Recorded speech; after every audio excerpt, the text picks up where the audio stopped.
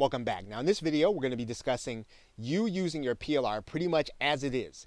And you're going to be using it without putting a lot of work into it. And you're going to turn it into your own product almost as soon as you get it. And this is really and truly one of the best ways to leverage PLR by using it immediately, as soon as you purchase it, as a product that you're going to brand with your name. What you're leveraging is your time. You're not going to put the time and effort necessarily into creating your own product. You're going to buy this product. You're going to put it in front of people who you know are going to have an interest in the subject matter of what the product is showing them how to do.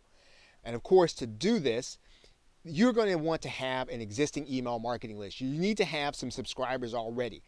And if possible, what you're going to want to have done is you're going to want to have gone through the pre-sale process.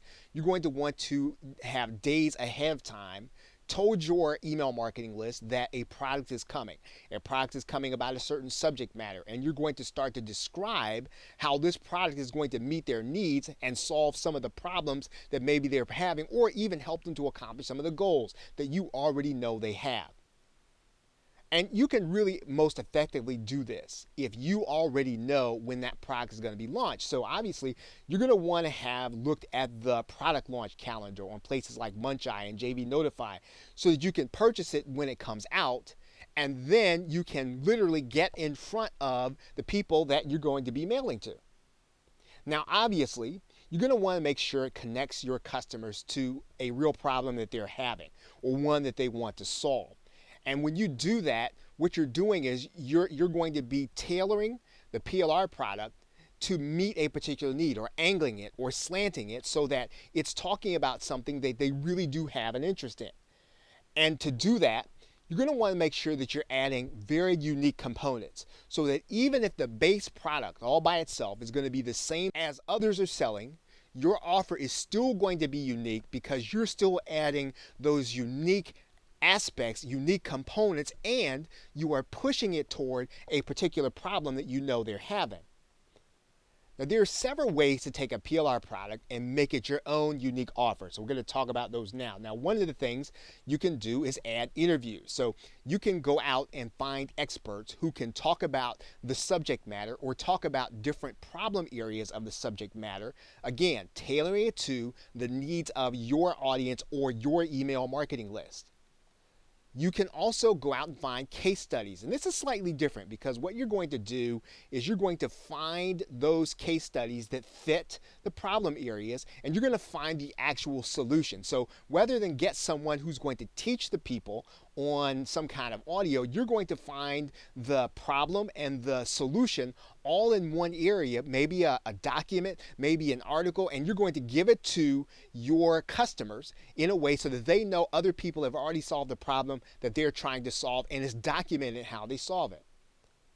You can also add some unique bonuses. Now, you can bring some pieces of content to the mix. You can bring other pieces of other PLR, or you can bring other resale rights content. You're going to add those unique components that you can bring and add to the project so that your customer is really getting something that they can't get from any place else. The key to this is really creating a unique selling proposition with your product. You're going to be creating something that your customers can only get from you. You can also add new components. So maybe in most PLR products, they're going to get perhaps a checklist, or they're going to get some kind of mind map, but you're going to go one step farther. You're going to add in components that are not part of other PLR products. Again, as close as you can get them to something that your customer would be interested in so that it would help them to solve their particular problem. Now, what you're trying to do ultimately is to make sure that the buyer sees the value in your product. So in other words, they need to look at everything that you are putting into your package. And when they look at it all total, that they look at it as something that they want, that it's worth it for them to spend the actual money.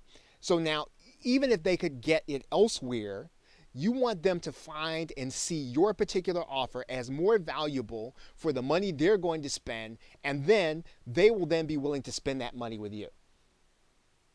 Now, to make audios and videos unique, you can add in intros. In other words, you can get different pieces of audio and video. You can record it yourself, or you can go out and purchase it, or you can have it done on places like Fiverr or Scriptlance. You can have voiceovers done, and you can add these unique pieces onto your PLR videos and audios, again, to make it something that your customer is not getting from elsewhere. You can add in different transitions. So there are lots of different ways that you can be creative with multimedia, in particular audio and video, by adding those pieces, again, to give your customer a unique experience. Now, to make text unique, you can rewrite it and or reorganize the text. So you want to put it in order of the way that the customer is looking at the problem. So maybe in your slant or in your particular market or niche, the steps that need to be taken are different. You want to reorganize the content so that it fits your particular market, it fits your particular niche. Again, you have text, you definitely want to think about rewriting it because you don't want people to look at the same text as other people are getting. You want to take a unique approach, personalize it if possible.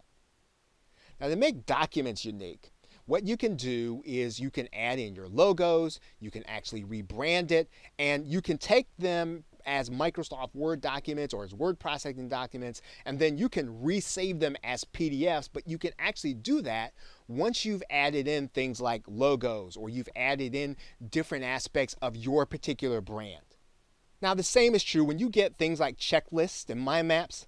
They're typically going to come in the form of Microsoft Word or PowerPoint documents. And when that's the case, you definitely don't want to be afraid to change some of the wording or some of the order of things to reflect the things that you've actually said before to the people in your community or in your tribe or in your email marketing list. Ultimately, it's not your job just to sell a product.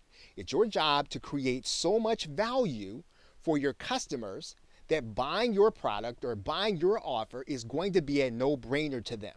So you can definitely leverage your time by getting PLR and almost using it as is, but the more value you add, the more that you change some of the components, the more that you add in different aspects, you create more value and you make your customer more willing to buy. Okay, so with that, thanks, and I will see you in another video.